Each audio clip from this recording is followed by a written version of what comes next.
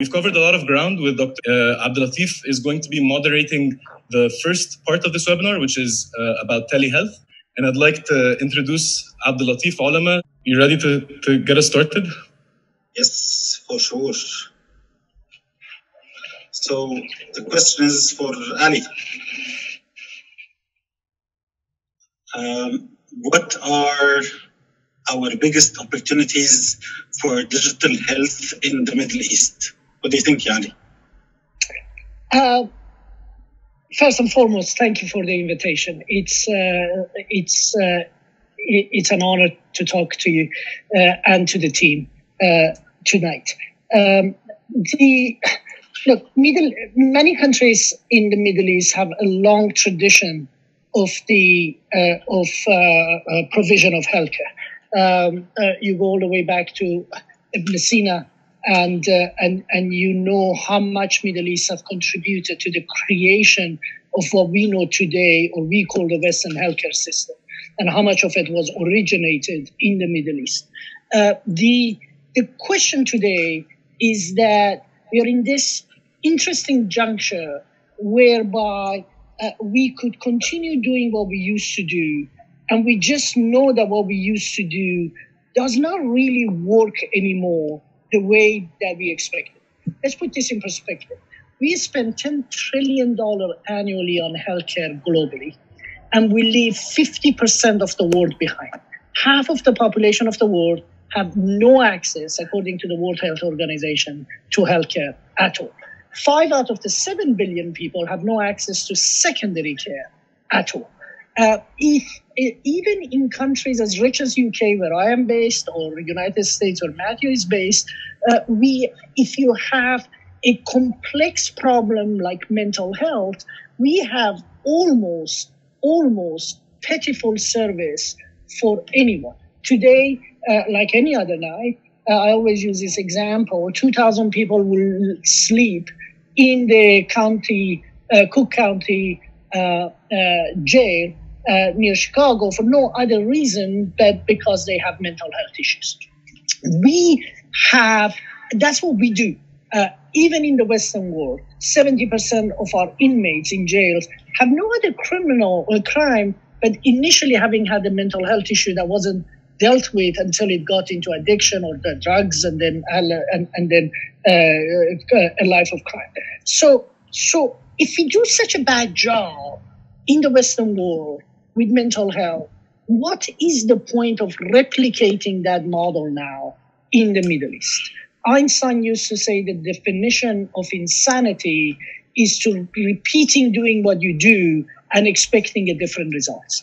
Middle East has a unique opportunity, not just Middle East, but much of the developing world have a unique opportunity now to learn from the lessons of what hasn't worked and to look at the technologies and what the world is to try to reinvent the model of the delivery of health. And a model that says, I wait until you get sick and then I deal with your crisis is not the right model for anybody to deal with. That model, what we call healthcare in the West, in reality is sick care.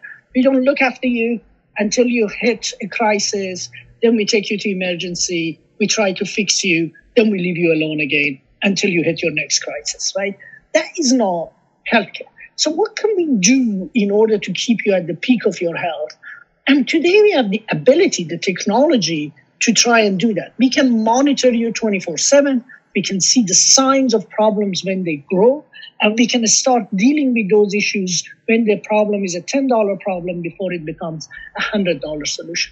What I don't want to do is carry on a long speech on this, but I hope that during this conversation, as we have, we can explore and unpick this more to demonstrate how a digital-first approach that puts healthcare ahead of sick care, that tries to keep people healthy rather than wait for them to get sick, it's a more appropriate approach for Middle East. And I think that some countries are already starting to do this. How are governments reacting to this? So I think some government, look, we have a much less involvement in Middle East today, although we have big plans for it, hopefully working with you in Altibbi for the Middle East coming forward.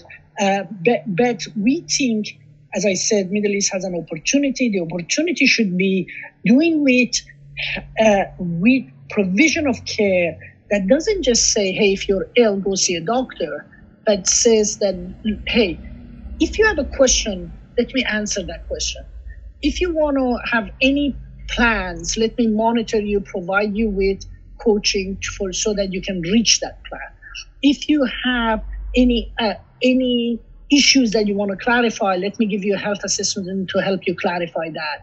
If you do need to have a doctor, let me press a button so you can talk to a doctor.